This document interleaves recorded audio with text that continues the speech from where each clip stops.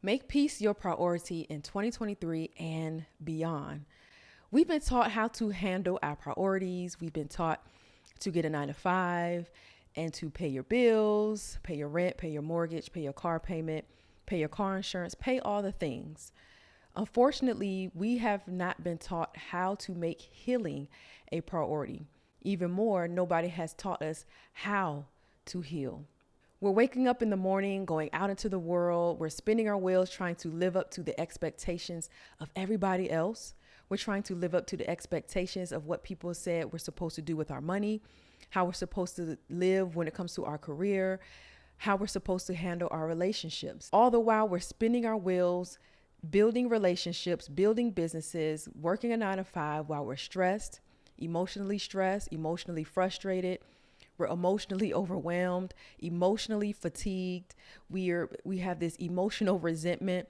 We're just dying emotionally inside, right? While we're building the life that we want, we're dying inside trying to live out the life that we have right now. And unfortunately, for many of us, it's not working because society has told us our priorities is supposed to be these things when we're gone, when we're long gone. A lot of these things we can't take with us, right? Our connection to God, our health in our body, our priorities, our relationships, our energy levels, our career, our thought life, our marriage, our routines, our habits, our parenting, our time, our schedule, our confidence, our finances, our dreams. All of them need the ultimate reset, and yet we don't even know how to make it happen. We just know that we wake up in the morning, we go out to our 9 to 5, we come home, we pay our bills, and we do it all over again. Well, here's the thing. Mark 8:36 and 37 says, "For what does it profit a man to gain the whole world and lose his soul?" I love even more the Message version where it says, "What good would it do to get everything you want and lose you, the real you?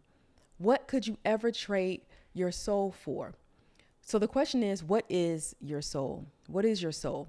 So according to Pastor Colin Smith and Pastor Darius Daniels, they speak of the soul as being your inner life. It is your inner life in relation to your own experiences. It is your mind, it's your heart, it's your will, it's your imagination. Your soul includes your thoughts, your desires, your passions, and your dreams. So let's put that in perspective.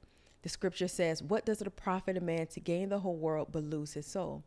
In other words, what would it profit a man to gain the whole world and lose his mind? What does it profit a man to gain the whole world and lose his heart, to lose his will, to lose his imagination? What does it profit a man to gain the whole world and lose his thoughts, his desires, his passions, and his dreams? That also means her, right? Not just him, but also her. What would it profit you to gain the whole world, whatever the whole world looks like to you? What would it look like to gain the good marriage? What would it look like to actually gain, children who are doing things good in the world? What would it profit you to gain the cars and the houses and all the things, only to lose your mind, only to lose your heart, only to lose your will and your imagination and your dreams and your passions, your thoughts and your desires? What would it profit you to do that, right?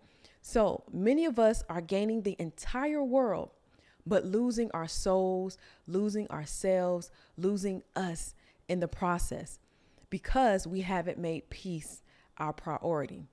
So there are 3 ways that you can begin making peace your priority.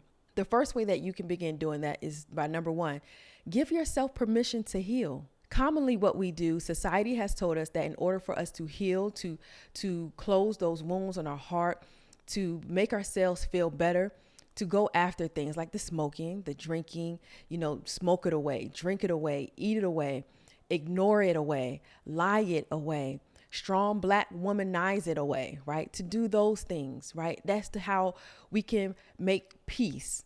That's how we can heal, right? By chasing it away with all these things, with all this stuff that doesn't work. But instead, what you should be doing is facing it head on. Whatever that thing is that has caused you trauma, whatever that thing is that made you feel isolated, fatigued, frustrated, resentful, the thing that made you angry, the thing that made you feel lonely, that situation that made you feel inadequate, less than yourself. even the situations that gives you joy and gives you peace, those things, right? How can you face those things head on?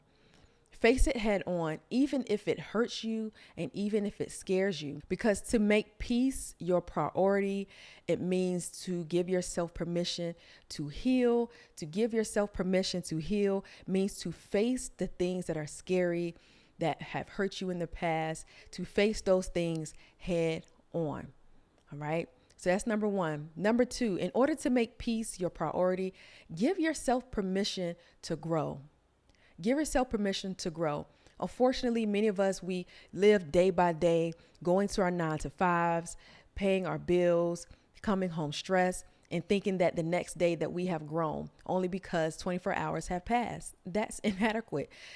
In order to grow, that means I want to have some wisdom. In order to grow, that means I want to get better with my habits. That means I want to do something new. And in order to do something new, in order to move into a place of wisdom, it doesn't mean that, hey, 24 hours goes by and I just get wise. No, it means 24 hours goes by and I think back to what happened yesterday and I find an opportunity to learn from what happened. I find an opportunity of learning. I find an opportunity of stretching and growing into a new reset season. So think about your past 24 hours. If you did not think about what happened in your past 24 hours and you found an opportunity or a lesson from it, even if it wasn't your past 24 hours, if it was think about your last 6 months. How have you grown? How have you gotten better? How have you gained wisdom? What was the route to you gaining wisdom? How can you grow, right? If I'm going to make peace a priority, I got to take those things which did not cause me peace, that caused me frustration, that anger, that bitterness, that resentment. I have to take those things. I have to look at my old habits. I have to look at my old way of being, and I have to look at the lessons in them. What can I learn from those things? How can I get better so that way I can grow and make peace a priority? Now that peace is my priority, my relationships can thrive, my career can thrive, the relationship I have with God can thrive, my imagination, my thoughts, my desires, my passions, my dreams, all of those things can thrive. My mind can thrive, my heart can thrive. I can have the will to go on because I'm growing, all right? And then last but not least, give yourself permission to reset. Every single one of us need a moment to reset. There are different areas that we can reset. Again, is it reset with your connection with God? Is it reset with your health and your body? Do you need to reset with your priorities, your relationship, your energy levels? Do that need to have a shift, a reset, a new fresh start? Do you need a fresh start with your career or your job, a fresh start with your thought life, your marriage, your routine, your habits, your parenting, your time and your schedule, your confidence, your finances, or your dream? Do those things need a fresh start? Do they need a new start? Do they need a reset? If so, the old way is that you probably took on new jobs, took on new debt, took on new relationships, took on new habits, and none of those things served you, right? Because you didn't do a new reset. You just went into it with old habits, old behaviors, and old beliefs.